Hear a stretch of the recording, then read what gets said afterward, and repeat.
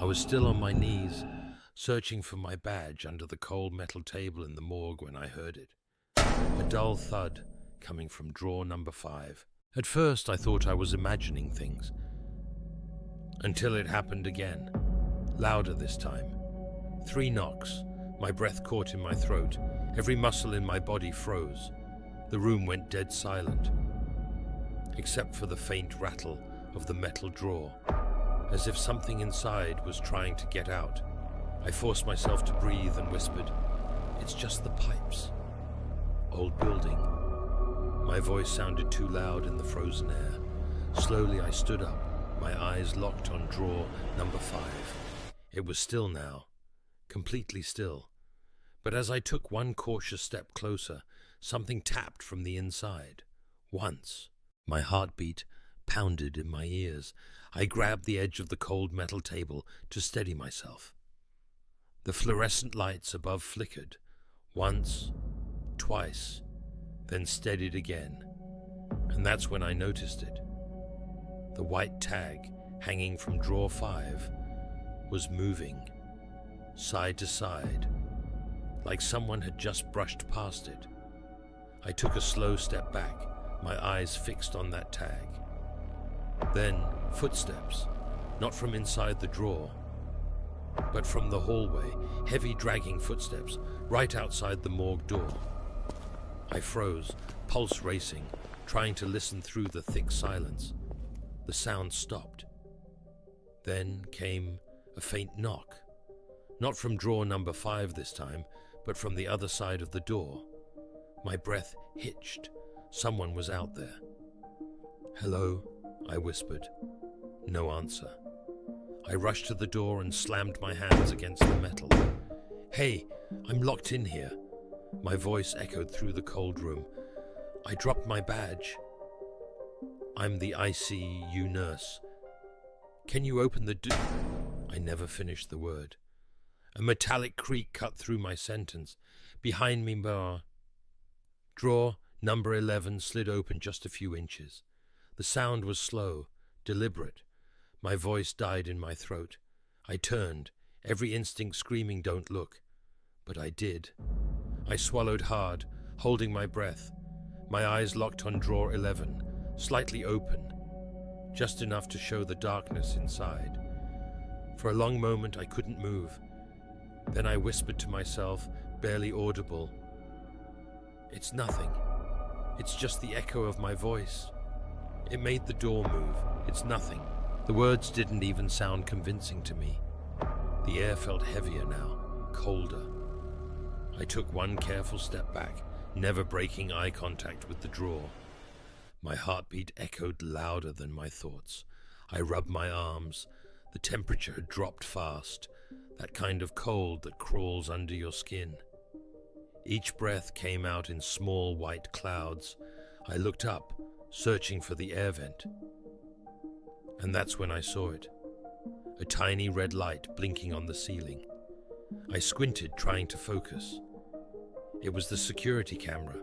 For a moment I felt a wave of relief. Someone had to be watching, right? But the longer I stared, the slower the light blinked, until it stopped completely. I raised my hand and waved at the camera. "Hey!" My voice cracked in the freezing air. "I'm locked in here. Can anyone hear me?" No answer, just the low hum of the freezer. I waved again, longer this time, still nothing. My throat tightened. I stepped closer to the wall, looking straight into the lens. Then the red light blinked once, and the camera moved, slowly turning, following my movement. My stomach dropped. Someone was watching, but they weren't helping. I froze, afraid to even blink. The camera shifted again, just a small tilt, but enough to make my pulse spike. It shouldn't do that. Those cameras don't move on their own, I whispered, barely breathing. "Who's there?" Silence. Then another faint mechanical sound. The lens shifted again, this time toward drawer 11. My hands went cold. I stared at the drawer, still half open, and the camera stayed pointed at it, steady, unblinking, as if whoever was watching wanted me to look too. My legs felt heavy, but something pulled me closer. Each step echoed against the metal floor. The camera followed every move I made, a faint click with each turn. I stopped a few feet from drawer 11. The tag on the front swung slowly, tapping the steel with a soft clink, clink, clink. My breath caught. I crouched down, trying to see through the small opening. But all I could see was darkness. Then, the tag stopped moving, completely still. I hadn't touched it. The sound behind me made me spin around. The morgue door had opened. Light from the hallway spilled in for just a second. I ran toward it, heart pounding, shoes sliding across the cold floor. "Wait! I'm here!" I shouted, reaching for the handle. But before my fingers touched the metal, bang! The door slammed shut with a force that shook the entire room. The echo bounced off every wall. Sharp, final.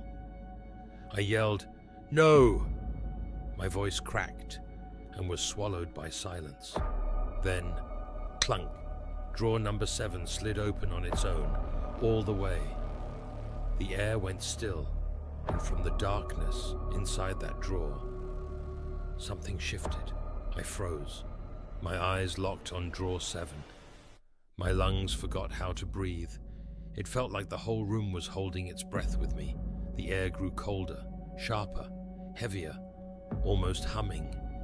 Time stretched, twisting seconds into hours. I didn't blink. I couldn't, because I was sure, absolutely sure, something inside that drawer had moved, but I couldn't see what. And honestly, I didn't want to. Every nerve in my body screamed the same thing. Run. Just get out. Get out now. I stood there, frozen, my pulse pounding so loud it drowned everything else. And suddenly, it hit me. I wasn't even supposed to be here tonight. This wasn't my shift. I'd switched with Clara so she could go on that date with the charming surgeon from the OR. What a joke. She was probably laughing over wine right now, while I was locked in a morgue, trying to talk myself out of a panic. 7 nights straight, no rest, no sleep. I shouldn't have come in. And now, standing in that freezing room, I couldn't tell any more what was real and what my exhausted mind was making up. My thoughts drifted anywhere but here. I pictured Clara walking into the hospital the next morning, cheerful, ready to gossip about her date, then asking, "Hey, where's Alex? Did he clock out last night?" No one would know. Maybe they'd find me days later, curled up in some corner, eyes wide, whispering nonsense. Or worse, not whispering at all. I pressed my hands to my temples, trying to shake the thought. I was just tired. That's all. 7 days straight. I just wanted one quiet night. One shift without chaos. I closed my eyes, picturing Clara in some warm restaurant, laughing, eating, alive. For a second I almost smiled. And that's when I didn't notice the shadow stretching behind me, slowly rising along the cold steel wall. Then I felt it. A cold breath against the back of my neck, not from a vent. Closer, slower. Every hair on my skin stood on end. Every muscle in my body screamed run, but I couldn't move. I just stood there frozen, eyes wide, feeling the weight of something standing right behind me. The morgue was silent again, too silent. Even the hum of the freezers had stopped. All I could hear was my own heartbeat, and that slow, steady breathing that wasn't mine. I spun around, my voice cracking. "Who's there?" "What is it?" "Nothing, just silence. Not even the buzz of the lights." only that crushing stillness that presses against your ears. Help! Somebody please, I'm trapped in here. My own echo came back to me, thin, distant, meaningless. I knew it was useless. The morgue was 3 floors underground. No one came down here at night. My hands were trembling, and out of nowhere, a memory surfaced. My aunt's voice. Soft, warm, safe. She used to sing a lullaby whenever I was scared. "It keeps the shadows away," she'd say. It had been years since I'd even thought of her. Years since that day I came home from school, and the house was empty. No goodbye, no trace, no explanation. The weight of that memory hit me hard, heavy and cold, and before I even realized it, I started to sing, very softly, barely a whisper. A shaky little melody, trembling through the dark. The same lullaby my aunt used to sing, hoping it would still keep the shadows away.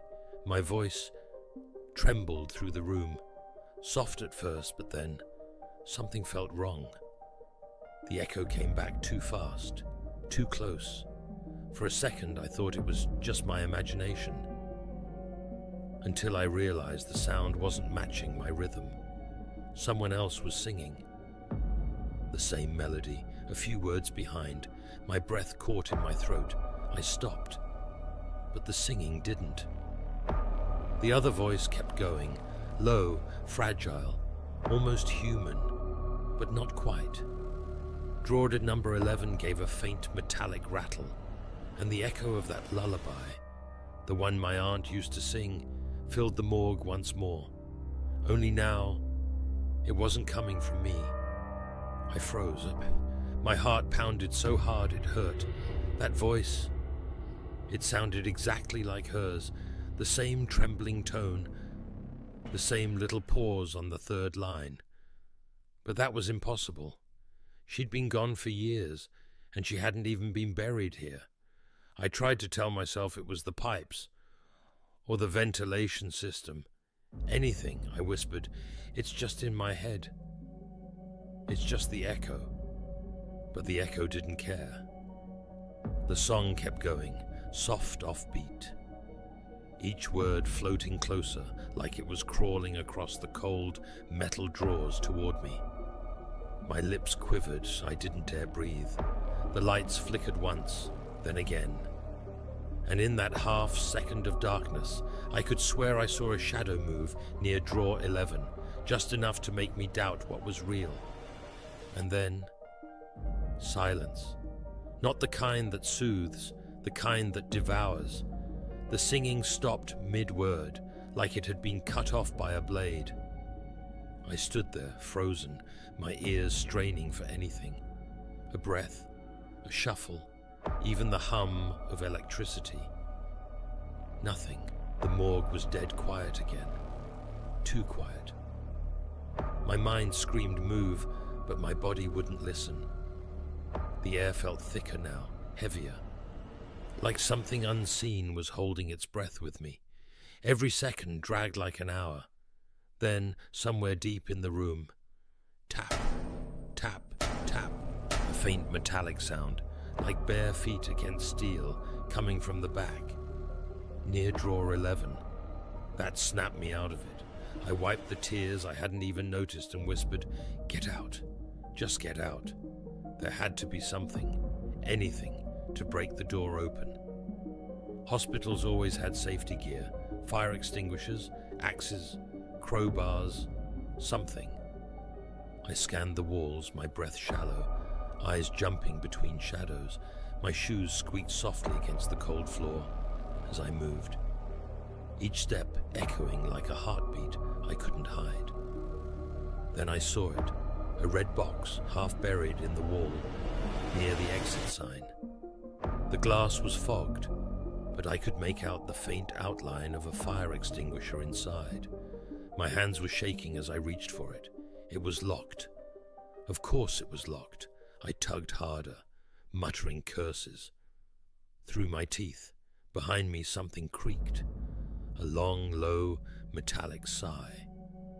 like one of the drawers being pulled open just an inch too far. I froze again, one hand still gripping the glass.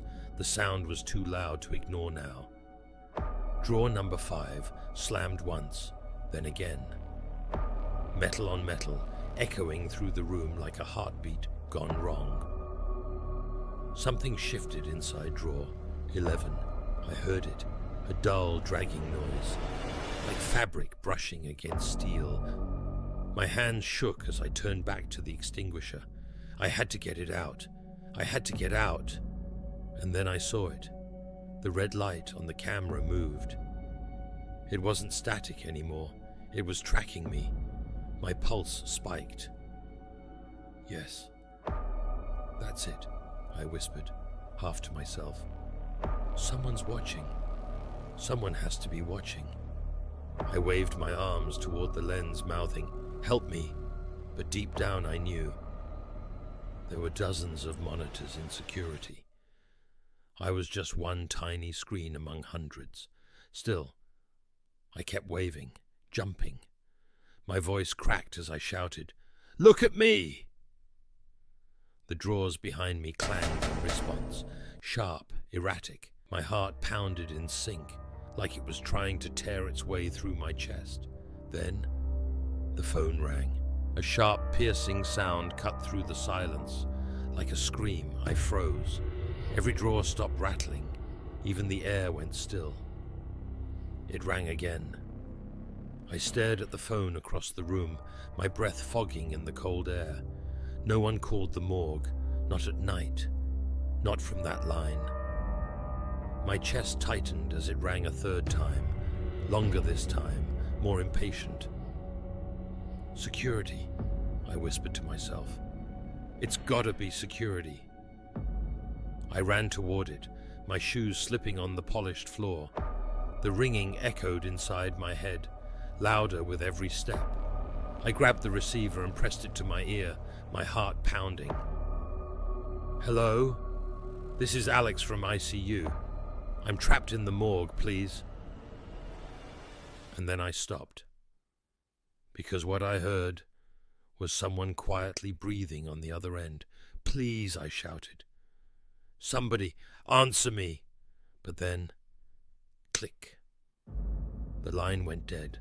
I dropped the receiver. The sound echoed through the morgue like a gunshot. The lights flickered once, twice, and went out. Darkness swallowed everything. My whole body started to shake, not from fear this time, but from pure hopelessness. Tears burned at the corners of my eyes as I whispered that old lullaby again. The one my aunt used to sing.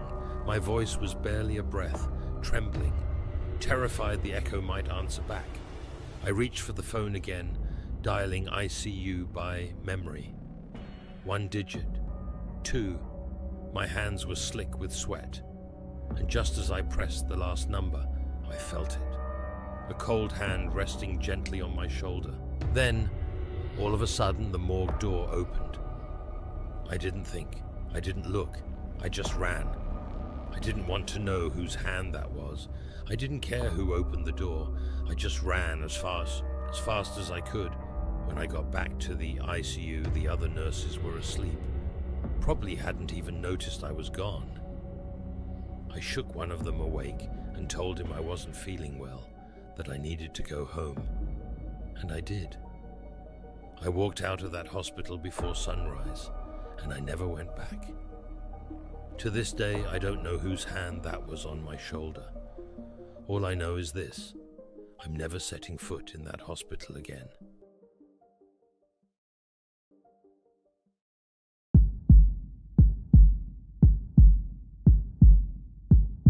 I heard the sound again, a metallic scrape echoing from down the hall where nothing should be moving.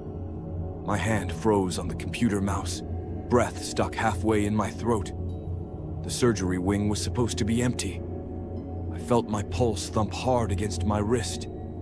It was August 2021, and I'd been working night shifts at St. Mary's Hospital in Idaho for about 6 months. 25 years old, still new enough that the silence during graveyard hours made me uneasy. I'd chosen nursing because I wanted to help people, but they don't tell you in school how the building breathes differently after midnight, how the air conditioning hums like something alive, how your footsteps sound wrong when you're the only one walking. The nurse's station was empty except for me. Carol had gone on break 20 minutes earlier, down to the cafeteria for coffee that tasted like burnt rubber. The overnight attending was asleep in the on-call room. It was just me, the heart monitors beeping lazily from patient rooms, and that sound coming from the surgery corridor. I should have waited for Carol to come back. The hospital was colder than usual that night. St. Mary's always ran the AC hard during summer. This felt different, like the cold was coming from inside the walls instead of the vents. I'd been wearing my green scrubs and still felt goosebumps rising on my arms every time I walked past certain doorways. I stood up from the desk, my chair squeaking loud enough to make me wince. The hallway stretched ahead of me, fluorescent lights buzzing in that particular frequency that makes your teeth ache if you listen too long. The surgery wing was at the far end, past the supply closet and the medication room. Past the point where the motion sensor lights sometimes didn't trigger right away, leaving you in darkness for 3 or 4 seconds that felt like minutes. My sneakers made soft squeaking sounds against the linoleum. I told myself it was probably just the autoclave in the sterilization room. Sometimes those machines made weird noises when they cycled. Or maybe maintenance had left a window open somewhere, and the wind was rattling something loose. Reasonable explanations. Normal explanations. The surgery corridor was dark except for the red exit sign at the far end. I felt along the wall for the light switch, my fingertips brushing against something that felt damp. I pulled my hand back fast, heart jumping, but when I looked there was nothing there. The wall was dry. I flicked the lights on. 3 operating rooms branching off this hallway. Or 1. Or 2. Or 3. All of them were supposed to be cleaned, locked, and empty until the morning surgical team arrived at 6. I walked to OR2, where I thought the sound had come from. The door was closed. The small window was dark inside. I pressed my face close to the glass, cupping my hands around my eyes to see better. The operating table was a dark shape in the center. The big surgical lights hung overhead like sleeping metal flowers.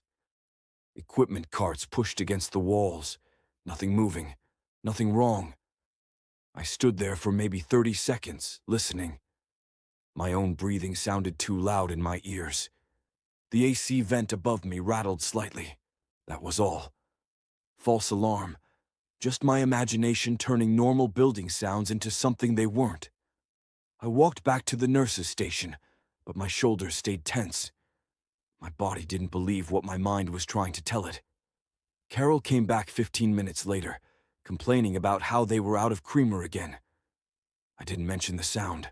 I didn't want to seem jumpy. Didn't want her to think I couldn't handle night shift. So I nodded along while she talked about her daughter's soccer practice, and I tried to focus on the patient charts I was updating. The next hour passed slowly. I did my rounds, checking on the post-op patients on the 3rd floor. Mrs. Patterson in 304 was sleeping peacefully, her IV drip steady.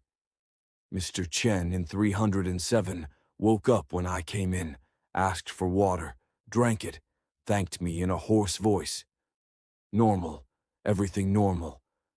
It was almost 3 in the morning when I saw the shadow. I'd been standing at the nurse's station, writing notes in Mrs. Patterson's chart, when movement caught the corner of my eye. Down the hallway, toward the surgery wing. A darkness that moved wrong, not like a person walking, but like something sliding along the wall.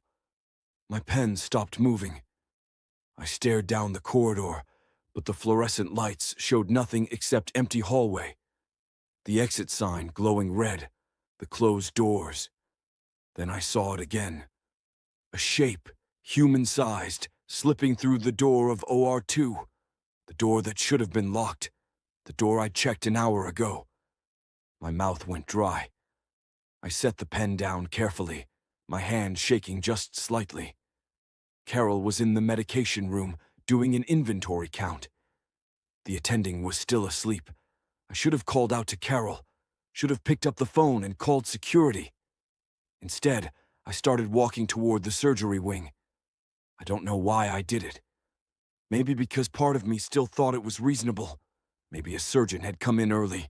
Maybe maintenance was doing late-night repairs. Maybe I just needed to prove to myself that there was nothing to be afraid of. The hallway felt longer this time. The fluorescent lights buzzed louder. My sneakers squeaked with each step, and I became aware of how loud my breathing sounded, how hard my heart was beating. That physical sensation of fear that starts in your chest and spreads outward like cold water. The door to OR2 was closed again. But this time, through the small window, I could see a faint light inside. Not the bright surgical lights, something dimmer, bluish, like a phone screen or a small flashlight. I put my hand on the door handle. The metal was ice cold against my palm. I pushed the door open. The room was empty. The light was gone. Just darkness and the shapes of medical equipment. The operating table in the center. The monitors silent and dark. But I heard something. A soft, rhythmic sound, like water dripping. Drip, drip, drip. I reached for the light switch inside the door, my fingers trembling. The overhead fluorescence flickered on with a harsh buzz. Everything looked normal. Clean stainless steel.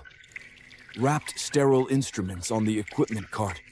The operating table with its thin mattress and safety straps. But the sound continued. Drip, drip, drip. It was coming from the scrub sink in the corner, the deep basin where surgeons washed their hands before procedures. I walked toward it, my legs feeling weak, my throat so tight I could barely swallow. The faucet wasn't dripping, the basin was dry, but I could still hear it. Water hitting metal, regular as a heartbeat. That's when I felt the wind. A strong gust of air, cold and damp, brushed past my face and neck, like someone had opened a door behind me. I spun around, my heart slamming against my ribs. The door to the hallway was closed. All the doors were closed. The windows were sealed. You couldn't open windows in an operating room. Contamination risk. Every entrance was shut tight. But the wind kept blowing. I could feel it moving around me, circling, carrying a smell that made my stomach turn. Something organic and wrong, copper and rot. My hands started shaking, not just trembling, actually shaking, like I was cold, even though sweat was running down my back. I couldn't catch my breath right. Each inhale felt shallow and insufficient. The dripping sound got louder, faster. Drip, drip, drip, drip, drip. I looked back at the scrub sink. The basin was no longer dry. Dark liquid was pooling at the bottom, even though the faucet was off. Even though nothing was connected to it. The liquid looked black under the fluorescent lights, thick and viscous. I took a step backward, then another. My shoulder hit the equipment cart and something metal clattered, the sound impossibly loud in the enclosed space. That's when I heard the breathing. Not my own breathing, though that was ragged and desperate in my ears. This was different, slower, steadier, coming from somewhere behind me, or above me, or all around me. I couldn't tell. The acoustics in the operating room made sounds bounce strange, made everything feel close and far away at the same time. I turned in a circle, my eyes scanning every corner. The shadows under the operating table, the space behind the equipment carts. The dark corners where the fluorescent lights didn't quite reach. Nothing. No one. But the breathing continued. In and out. In and out. Like someone sleeping. Or like someone waiting. The lights flickered. Just once. But enough to make my knees go weak. Enough to make every muscle in my body lock up with the primal instinct that something was very, very wrong. I backed toward the door, not turning around, not taking my eyes off the room. My hand fumbled behind me for the door handle. The metal was even colder now, so cold it almost burned. I yanked it open and stumbled backward into the hallway. The door swung shut behind me with a soft click that sounded like teeth closing. I stood there in the corridor, my chest heaving, my whole body shaking. The fluorescent lights buzzed overhead. The exit sign glowed red at the end of the hall. Everything looked normal. I heard voices, whispers. Multiple whispers, overlapping, coming from inside OR2. Too muffled to make out words, but I could hear the cadence of conversation. Rising and falling. Question and answer. Back and forth. I pressed my ear against the door window, my hands flat against the cold glass. The room was dark inside. The lights I'd just turned on were off. The whispers stopped. And then I saw them, shapes around the operating table. 4 or 5 of them, standing perfectly still. They weren't moving, weren't talking anymore. Just standing there in the darkness. Watching the door. Watching me. I ran. I don't remember deciding to run. My body just did it. Down the hallway, past the medication room, back to the nurse's station where Carol was sitting, humming along to whatever song was playing in her earbuds. She looked up when I came around the corner, must have seen something in my face because she pulled out an earbud and frowned. She asked if I was okay. Told me I looked pale. I lied. Told her I'd felt dizzy for a second, but I was fine now. She suggested I drink some water, maybe sit down for a minute. I nodded and sat in the desk chair, my legs still weak, my hands still trembling in my lap where she couldn't see them. I didn't go back to the surgery wing that night. When Carol asked me to grab supplies from the corridor near OR2, I made an excuse, sent her instead. Watched her walk down that hallway with her bouncing step, watched her disappear around the corner. She came back 90 seconds later with the supplies, said everything was fine down there. Quiet as a tomb, she said, and then laughed at her own joke. My shift ended at 7.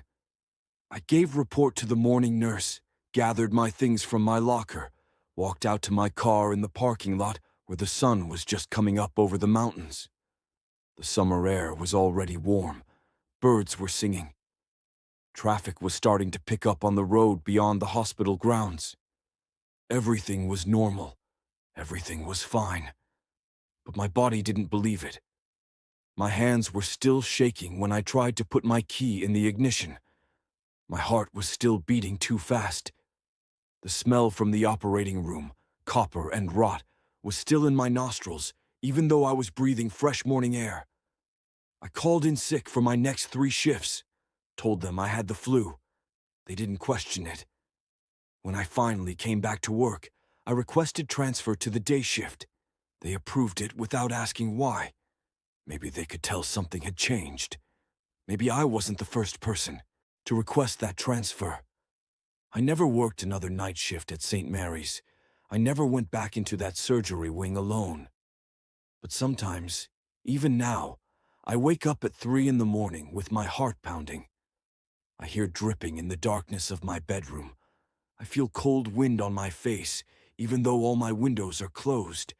And I remember those shapes standing around the operating table in OR2. How still they were. How they all turned toward the door at exactly the same moment. How they're probably still there, waiting in the dark, for the next person who hears the sound and goes to investigate. For the next person who opens that